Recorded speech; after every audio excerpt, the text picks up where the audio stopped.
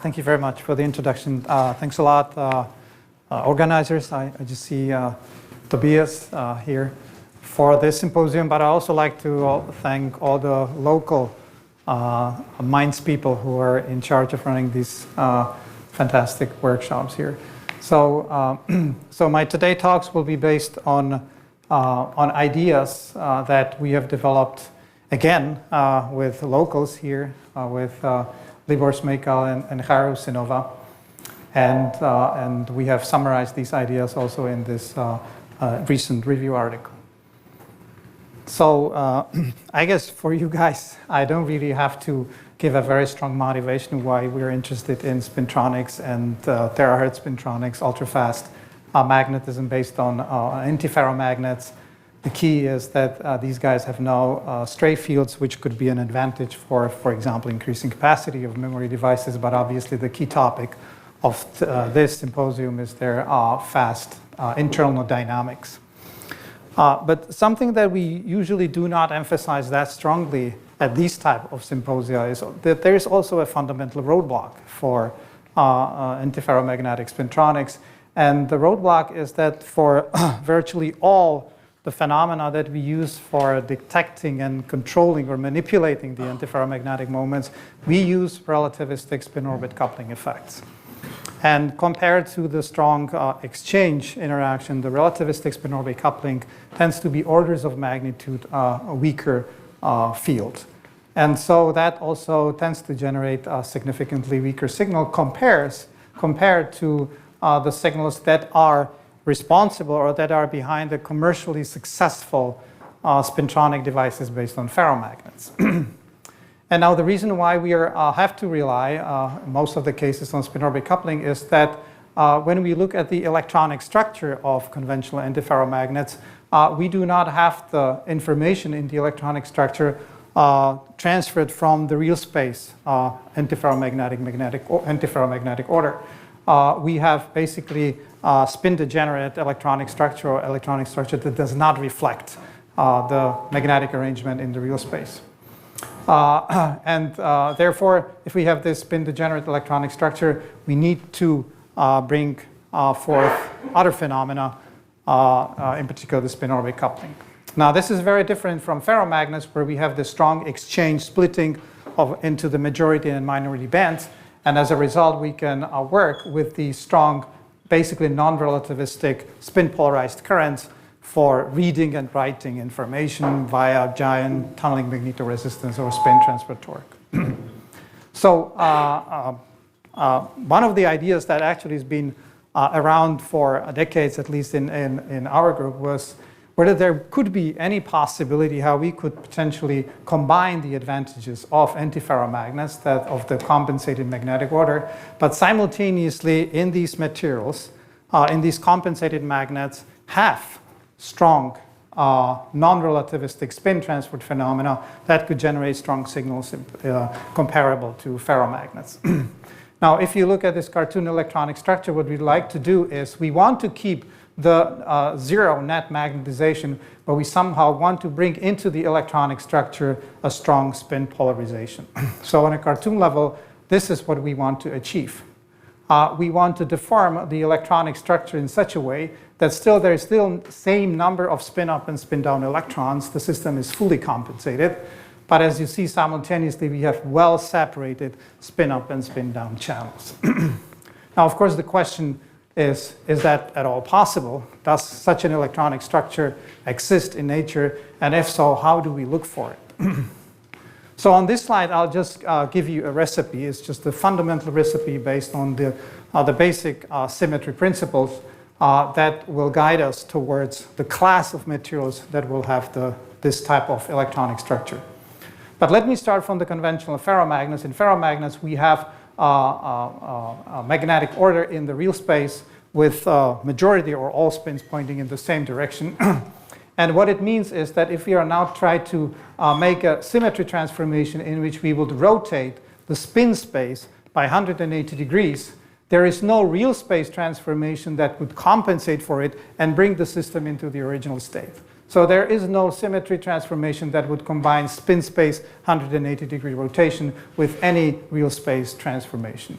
And it's the lack of these symmetries that actually guarantees that the the magnetic order from the real space is transferred into the spin polarization order in the momentum space electronic structure. Now, when we look at conventional antiferromagnets, we see that we actually do have such a symmetry transformation. We can rotate the spin space by 180 degrees. And now, if we combine that symmetry transformation with a real space symmetry transformation, which is either translation or maybe inversion around the center between the two sublattices here, we will recover the original state. So this system has a symmetry that combines a spin space 180-degree rotation with a real space translation or inversion. Now that symmetry, if we see what is the effect of that symmetry on the electronic structure momentum space, is that it guarantees that there is no non-relativistic spin splitting or non-relativistic spin polarization in the electronic structure. These symmetries guarantee the spin degeneracy of the non-relativistic bands.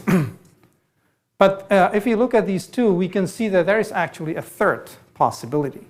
The third possibility would be a crystal, a magnetic crystal, again with a collinear spin arrangement, and I'm only talking about collinear magnets on this slide, in which we will actually break these two symmetries.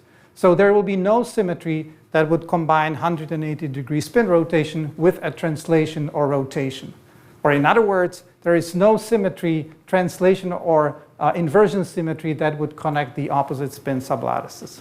So if we break these symmetries, that means we do not have any more protected the spin degeneracy of the electronic structure. But there has to be some symmetry that guarantees that the system is compensated, that we have the same size of the magnetic moments on these two sublattices. So there has to be still some symmetry, real space symmetry transformation that connects the opposite sublattices. And in crystallography, we have only three types of symmetry transformations. It's either translation, inversion, or rotation.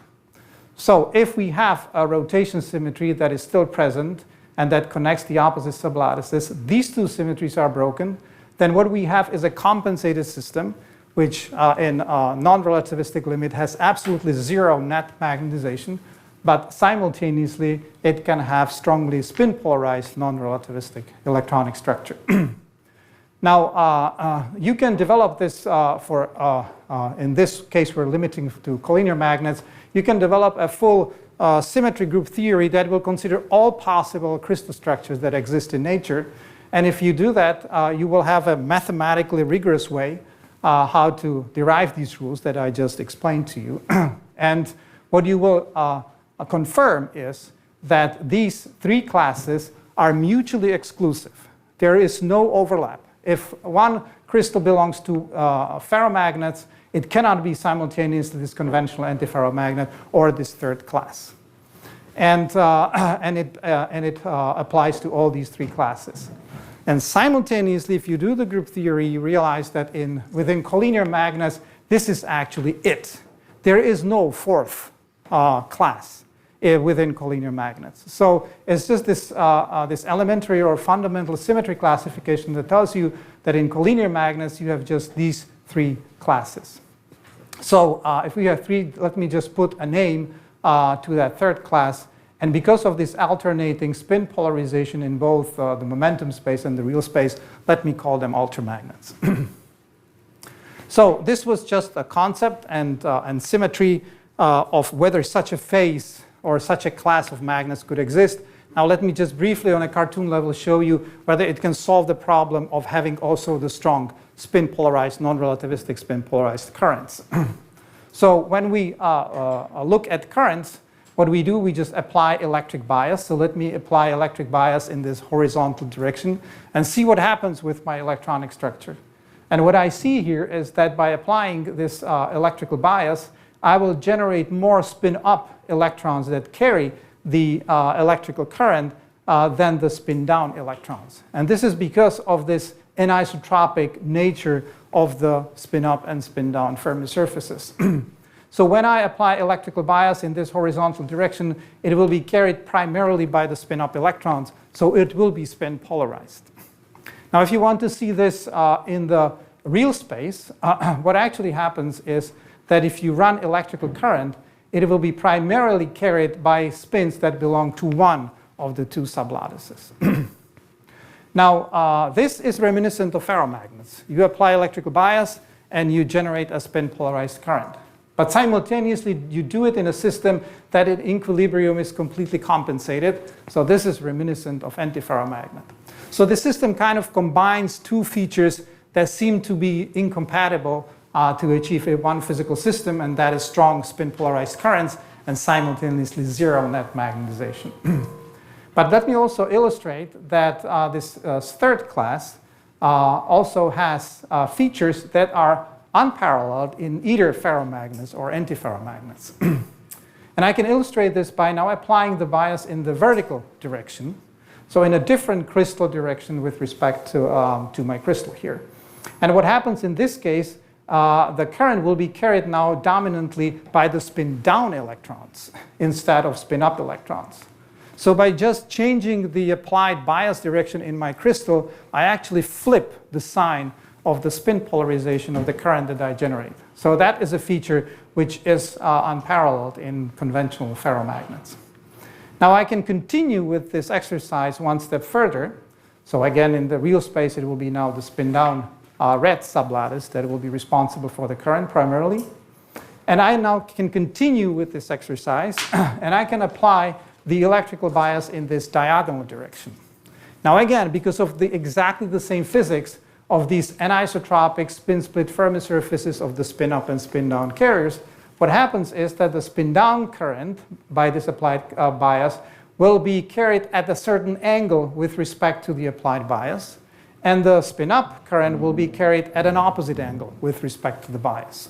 So in this case, we will have basically a spin splitter effect. We applied an electrical bias, and spin up will go in one direction, and spin downs in a direction at an opposite angle with respect to the bias. So what we generate in this case is that we actually generate in the transverse direction with respect to the electric field a pure spin current. So now this is something which is again unparalleled in conventional ferromagnets or antiferromagnets, but it might be reminiscent of the spin Hall effect in relativistic non-magnetic systems. But let me emphasize key differences here. So here, the spin polarization is actually generated by this weak relativistic spin-orbit coupling plus by the effect of the applied electric bias. Because if we look at the equilibrium spin texture of this relativistic Rashba system, for example, there is no out-of-plane spin polarization. It is only generated by the applied electrical bias combined with the spin-orbit coupling. In our case here, we do have the spin polarization already defined in equilibrium. There is no momentum-dependent spin quantization axis. For all momenta, there is only one spin quantization axis defined in equilibrium. And the only thing that we do, we just split those spins when we apply this electrical bias. We don't generate the spin polarization. And because this is of non-relativistic origin, you can easily get charge to spin conversion efficiency, which is orders of magnitude stronger than in most relativistic systems. So this was concept in terms of symmetry and the classes of magnets. This was on a conceptual level what we can get from this in terms of spintronic phenomena. And finally, get to a real material. So one example of real materials that have exactly the symmetry is the crystal that I've been showing from the beginning of my talk. And this is the crystal of compensated collinear rutile crystals. And these crystals, as you see, they do not have this translation or inversion symmetry connecting the opposite spin sublattices, but the rotation. Now, this is a density function theory calculations of the energy isosurface. And as you see, it has exactly the symmetry as this cartoon. So you have these two spin degenerate nodal surfaces where the spin polarization vanishes. And when you are away from these nodal surfaces, you have spin polarized electronic structure.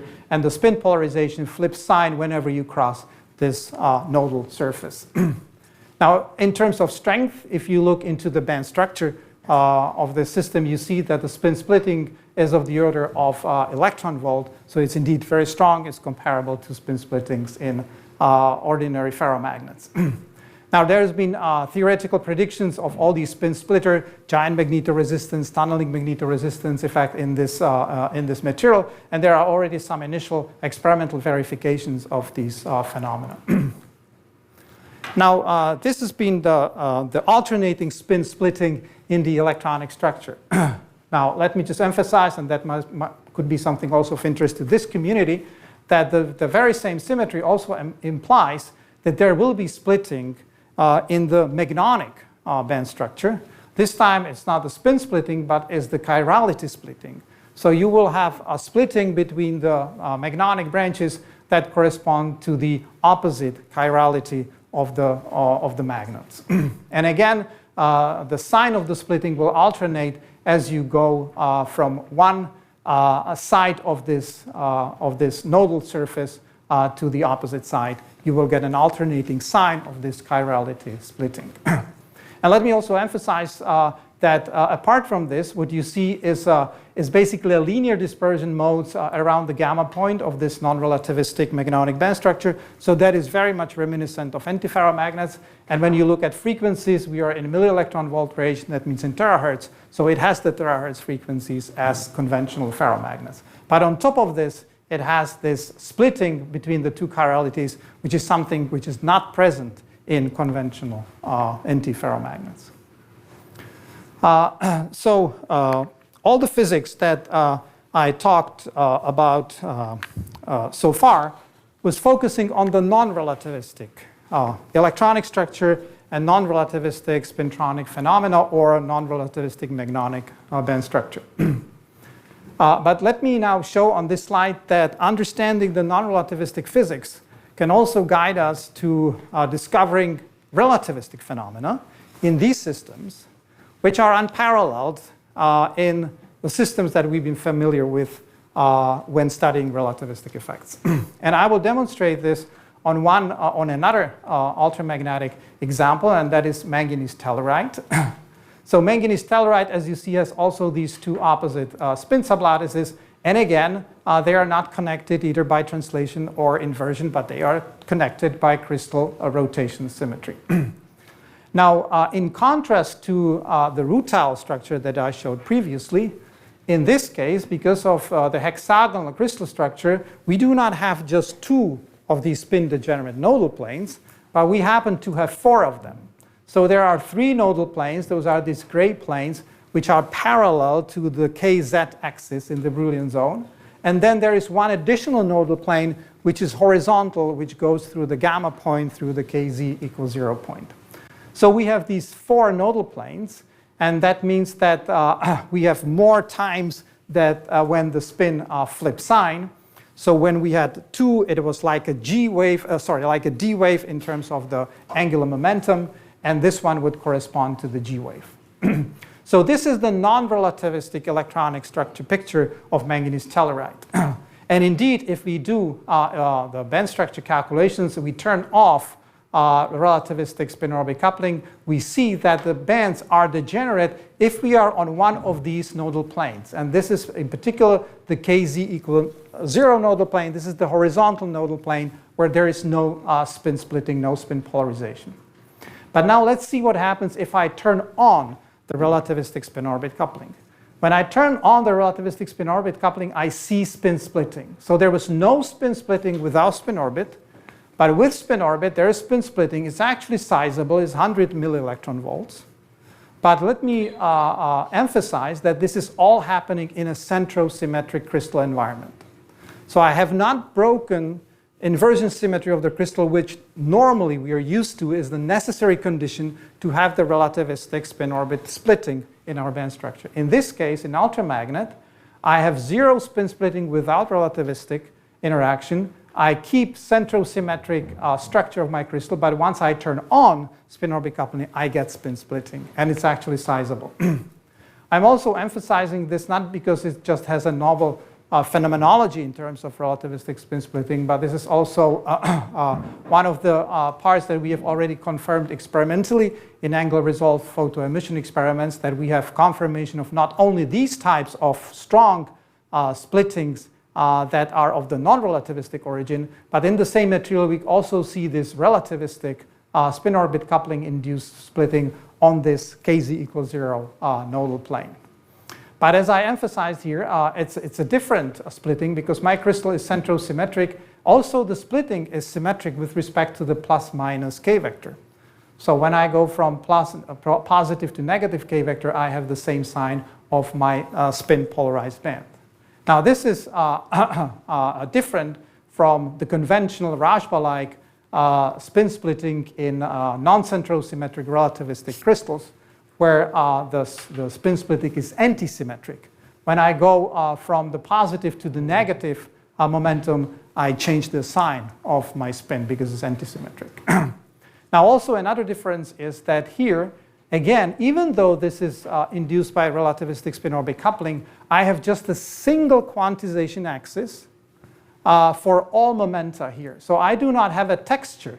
I have the same spin direction for all electrons on this kz equals 0 plane here. And what is remarkable is that the spin axis here is actually orthogonal to the spin axis of the ordered magnetic moments in the very same material. Now, in relativistic system, as you know, you do not have a common spin quantization axis. Instead, you have this k-dependent quantization axis. Another feature that I'd like to emphasize here is that while the non-relativistic electronic structure has this G-wave type, so you have these 4 nodal planes, if I look at this kz equals 0 plane of the material and I turn on the relativistic spin-orbit coupling, I generate a D-wave type of magnet here with just 2 nodal planes. So these are the tricks that the non-relativistic altermagnetic order and on top of this relativistic spin-orbit coupling can play in these materials, and that is unparalleled in ferromagnets, conventional antiferromagnets, or the conventional non-centrosymmetric relativistic systems.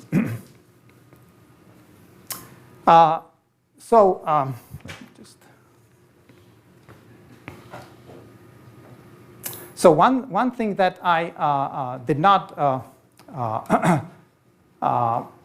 let me just see what's the next one. Oh, okay. So the next point I wanted to ask here was that, okay, so in these altermagnets, we seem to have always this symmetric type of splitting. So when I go from negative or positive to negative k vector, I have the same sign of spin polarization. That makes it different from the ordinary relativistic antisymmetric type of spin splitting. And in fact, it looks like if you want to have this antisymmetric splitting, you really have to have non-centrosymmetric relativistic systems. But if you rely on relativistic systems, it also means that these spin splittings would tend to be weak, at least in most materials, because relativistic spin-orbit coupling is just a weak correction. So now the next question that we asked was, is it possible to have some kind of magnet in which you would have this antisymmetric splitting? It would be reminiscent of a Rajba system, but it will be of non-relativistic origin, in which case we can hope to have a significantly higher magnitudes because it will be of the strong exchange origin. Is that thing possible? Now, within the collinear magnets, we convinced ourselves, based on symmetry, that this is not actually possible. That in collinear magnets, the non-relativistic type of spin splitting or spin polarization would be always symmetric, or even if you want.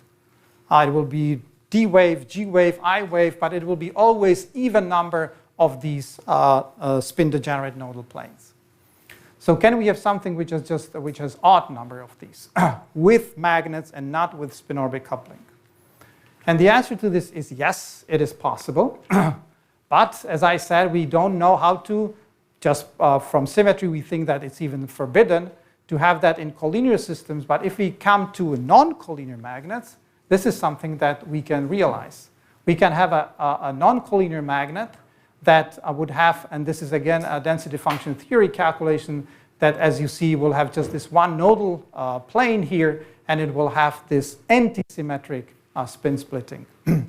So just by understanding these non-relativistic symmetries, you can now realize, and this is a real physical realization of a crystal, where instead of relying on Rashba or these relativistic type of antisymmetric splittings in non-centrosymmetric crystals, you can do this via non-collinear magnetic order and the strong exchange interaction here.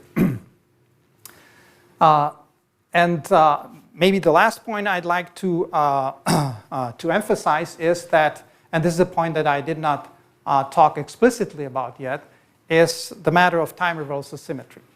So if you look at the electronic structure of these systems, these ultramagnets which have the symmetric spin splitting, you immediately notice that the electronic structure does break time reversal symmetry.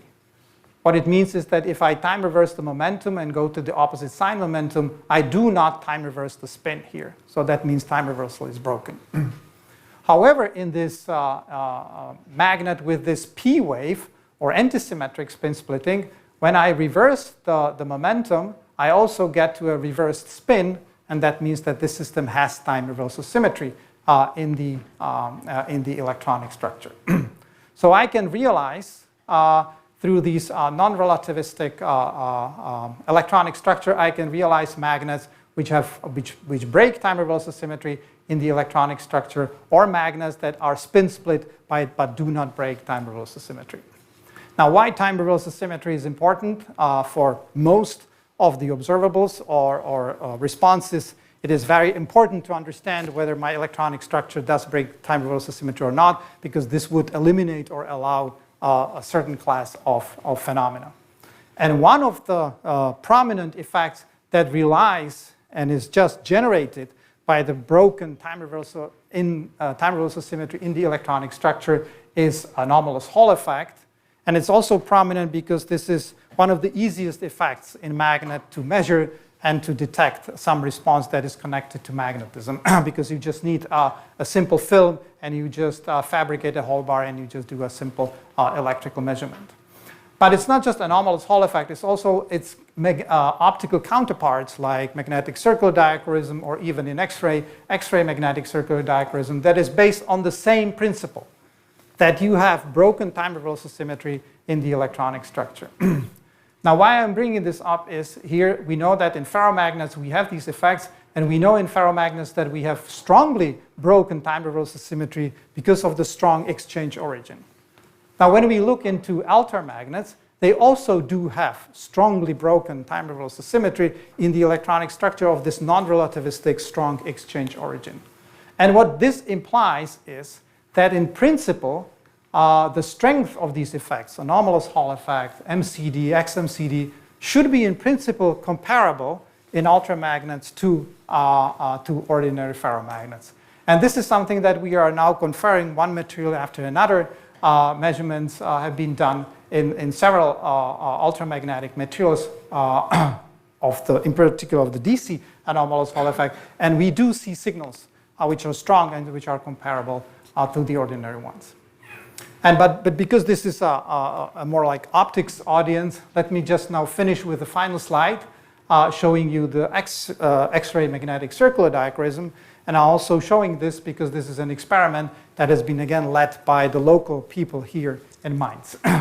And it's not just the ordinary X-ray magnetic circular diachroism, but it's an X-ray magnetic circular diachroism compared with the angle-resolved photoemission spectroscopy.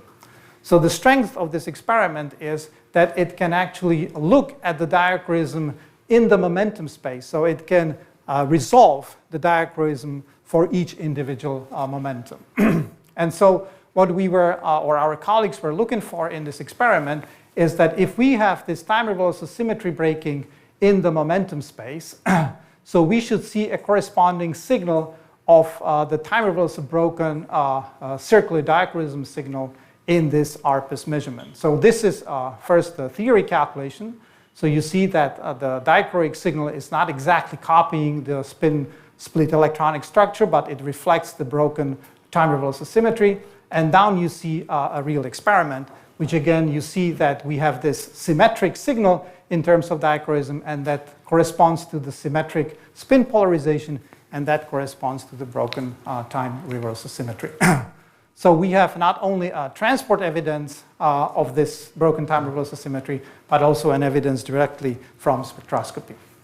So that brings me to a conclusion that I tried to show you basic symmetry principles, how to identify this class of materials. I showed you some specific spintronic phenomena, but also a variance of charge to spin conversion phenomena, or spin orbit coupling or spin splitting phenomena that we can have both in the non-relativistic electronic structure, but also a new phenomenon when we add spin orbit coupling. And the last point I'd like to emphasize here, that this is not a small family of obscure materials. Actually, many of these materials we've been working on for decades, just not realizing that they have this extraordinary electronic structure.